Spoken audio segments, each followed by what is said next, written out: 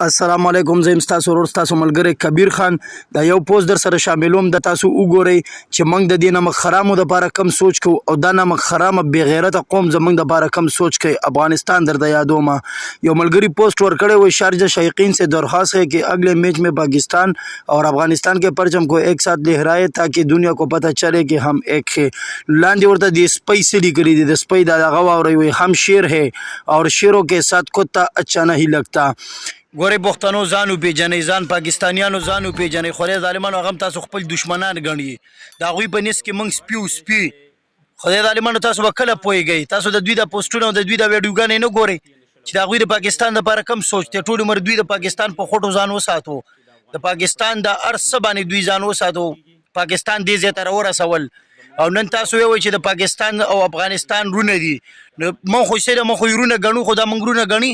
د دوی په نس کې خو موږ سپي او باچا کانیواله تا ته وایم ته خو دا په کلاو غوږونو واوره. انشاءالله ماښام به ستا پته لګي چې میچ هم دنه وګټو نو ټبر دې تیاروه که خیر صاحب. په ټبر به دې زه نکاح تړم، پرېږدم یې دله نه ټبر به دنه زه داسې راولمه، د پاکستان نه ورپسې سپیشل جاز درولم او درنه بیا پکې راولمه. بېغیرته انسانه، بېغیرته انسانه، صحیح کمنټس کوه، صحیح جواب ورکوه، او که غلط غول غوشان خوري نو چې کمیس پرتوک دنه بیا موږ وباسو. ته موږ بیا پېژنې او که نه هم پېژنې.